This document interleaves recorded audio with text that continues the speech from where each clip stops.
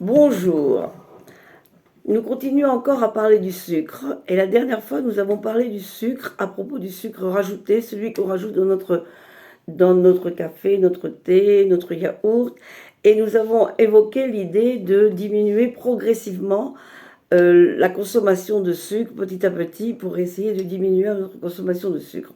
Mais aujourd'hui, je voudrais vous parler d'un autre sucre, celui qui est caché beaucoup dans nos produits manufacturés.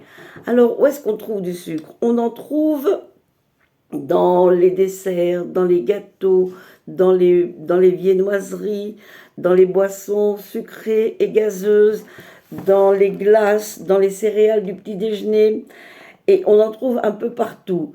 Mais ça, on se doute un peu qu'il y a du sucre, mais il y a aussi du sucre dans des produits là où on s'y attend le moins, à savoir dans la mayonnaise, dans le ketchup, dans la sauce tomate, les cornichons, dans la charcuterie, mais aussi dans les maïs en boîte. On en trouve un peu partout et c'est un peu du sucre que l'on consomme pratiquement à notre insu, parce qu'on ne s'attend pas du tout à ce qu'il y ait du sucre dans ces produits-là. Et pourtant, il y en a pas mal. Alors, quand on sait qu'une cuillère à café de sucre représente 4 grammes de sucre. Une cuillère à café de sucre représente 4 grammes de sucre. C'est déjà beaucoup. L'OMS, l'Organisation mondiale de la santé, préconise de prendre pas plus de 25 grammes de sucre par jour.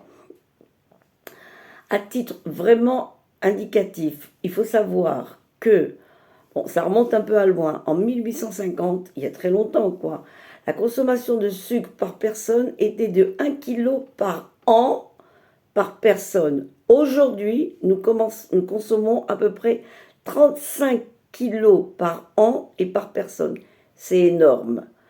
Nous avons énormément exagéré avec notre consommation de sucre. Alors, tout à l'heure, je disais qu'on prenait ce sucre un peu à notre insu. Oui et non.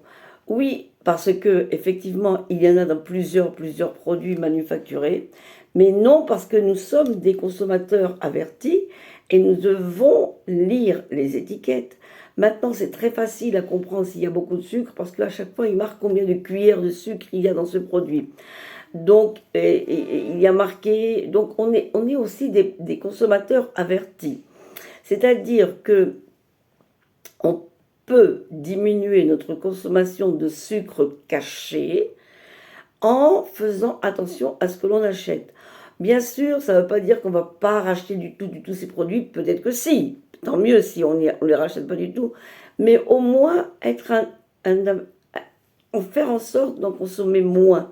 Si on sait, ou bien alors pas tous les jours, on essaye, on prend conscience de ce que l'on mange et c'est très important de faire attention à tous ces sucres cachés, rajoutés dans tous nos produits.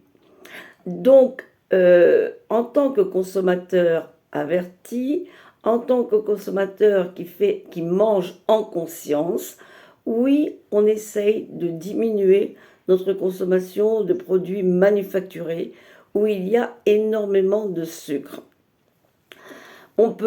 Chacun peut, encore une fois, on le fait progressivement, mais on fait attention. C'est important de faire attention et c'est important de ne pas exagérer notre consommation de sucre. C'est toujours pareil, le sucre rappelle le sucre. Plus on mange un produit sucré, même si c'est du sucre caché, même plus on mange un produit sucré, plus on a envie d'en manger encore et plus on va en consommer. Donc c'est un cercle vicieux, donc c'est un peu difficile d'en sortir si on continue à consommer beaucoup de sucre. Par contre, si on décide de diminuer notre consommation nous-mêmes, en ne prenant pas tous les produits où il y a énormément de sucre, si on les prend occasionnellement, ça va encore. Mais si c'est tous les jours et plusieurs fois par jour, là, c'est déjà moins bien. Donc, on mange en conscience, on fait attention à ce que l'on achète, on lit les étiquettes et on reste en bonne santé.